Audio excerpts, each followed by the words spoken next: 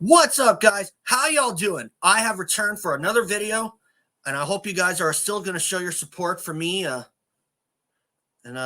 Also, of course, today, or this weekend anyway, we do have the Motocross Nations coming up in Ernee, France. And, of course, the Team USA is the defending champs. When last year it was Eli Tomac, Chase Sexton, and Justin Cooper. This year, we have a team being sent, which is the main thing, and I'm very glad to see that. And, of course, you heard me mention it on a past video. That team for Team USA is Aaron Plessinger, Christian Craig, and RJ Hampshire. And as you're going to see down here in just a few minutes, you'll see what I believe is going to happen.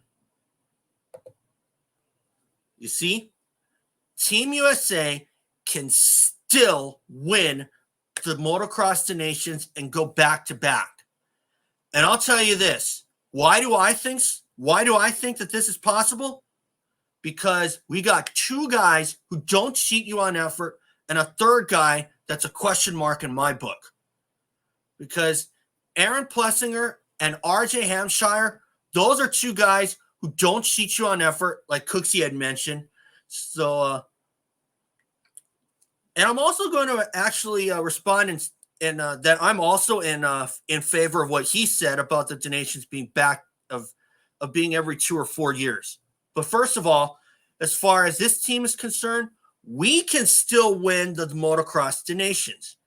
But a lot of the pressure, I think, is going to go on Christian Craig because he hasn't been racing since the Glendale Supercross in April. And already we're in September.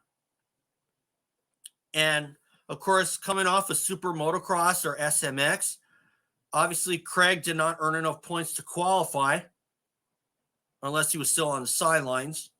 But anyway, I do believe that Team USA can still win because we got some good starters in Plessinger, RJ Hampshire. As long as he stays off the ground, I'm sure he's going to do his part. But Craig, that's the only question mark to me. I say that again because Craig has not been at the starting gate since the Glendale Supercross in April. So if Craig can hit his starts, we should be good. Because, last season, a lot of it depended on if Justin Cooper was going to hit his starts. And he did. He even finished 4th in one of the motos, and Team USA ended up the winners for the first time in over 10 years. It had been since 2011 that Team USA won the Nations. But with this team being sent, I like to think that we have another B-level team. And you know what? Hey, Team USA, they've won with a B team before. They won one in the 90s with Emig LaRocco, and I think Billy Lyles was part of it. I can't remember the year, though. It was somewhere in the 90s, though. But anyway, in my tenure of following the sport, what was a B team to me? The 2009 team. That was a B team because it was Ryan Dungey, Ivan Tedesco, and Jake Weimer. That was Team USA in 2009 with Ryan Dungey on the 450. Dungey won the 250 motocross title that year.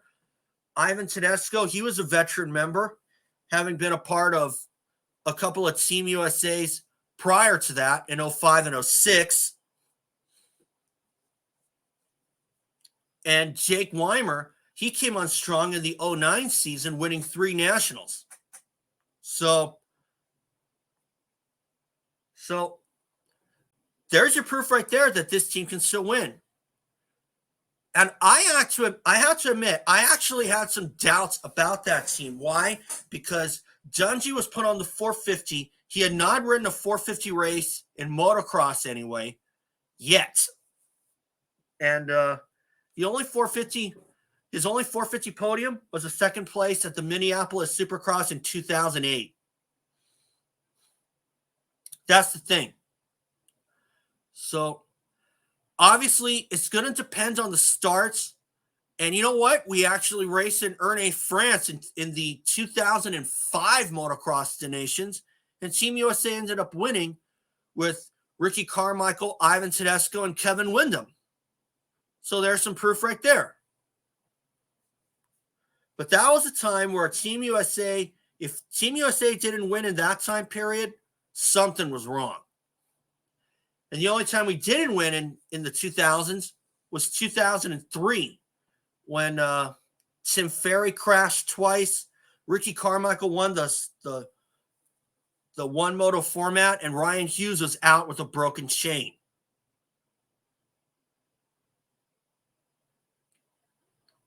And of course I don't count 2004 because Team USA did not send a team.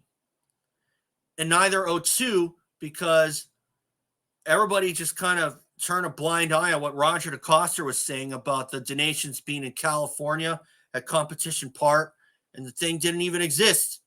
Or at least the facility didn't exist anyway.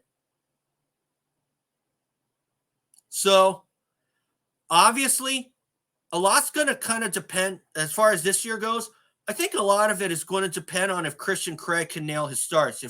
If Craig nails his starts, it's in the bag. Because I think Plessinger will do his part. I think RJ Hampshire will do his part. And both those guys should finish up front in their divisions. Or at least in the top three anyway.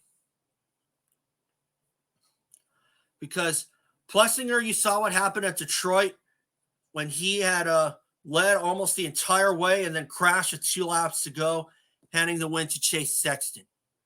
But of course, with Chase Sexton not going, that's a big loss. With Sexton going to KTM. And but the big hurdle so far should be Team Australia with Jet Lawrence, Hunter Lawrence, and somebody else. I think maybe Dean Ferris. I'm not sure. So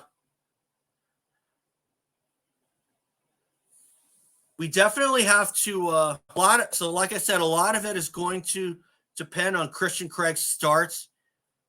And of course, a lot of it is going to depend on how Team Australia does. So, and anyway, as Cooksey was talking about, that the Des Nations should be every 2 or 4 years.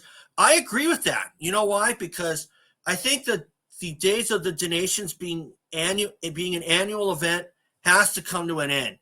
I mean, everybody else needs a chance to let their bodies recover, because you have an off season that's only 3 months.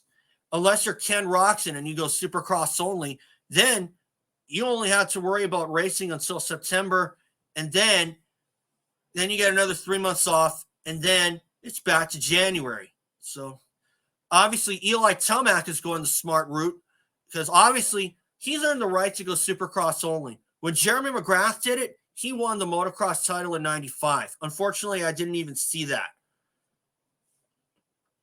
because I didn't get into the sport until 97. When Chad Reed did it, when Chad Reed went Supercross only the first time, I understood, even though he didn't win a motocross title. And then he came back, understandably, and won the 09 title. And then after that, I thought, why is he not going Supercross only? After 2011, when he was in the driver's seat, and then everything went wrong after Millville. So, you know, obviously with going Supercross only for those guys that I mentioned, unless you're going Supercross only and you earn the right to do that, or unless you truly care about it, more power to you. You know why? Because obviously it's easier on the body. You only have to worry about racing 4 months out of the whole year. More like 20 weeks out of the whole year if you count SMX. Because especially if you're getting up there in age. Now, I am going to touch on a different subject in a different video that does regard the 250 class, because I actually have a couple of good points there that I want to address, but that's for a different video. So obviously, good luck to Team USA and Ernee, France. I believe we can still come through with the win as long as Christian Craig nails his starts. I think everyone else will do their part. And if Craig nails his starts, I think he'll do his part too. So anyway, guys, that's all for this video. So hope you guys enjoyed it, and hope you guys like my points here. But anyway, please subscribe. I like to earn a lot of subs and remonetize my channel again and earn a lot of views. So anyway, guys, subscribe. I will catch you later. So long, folks.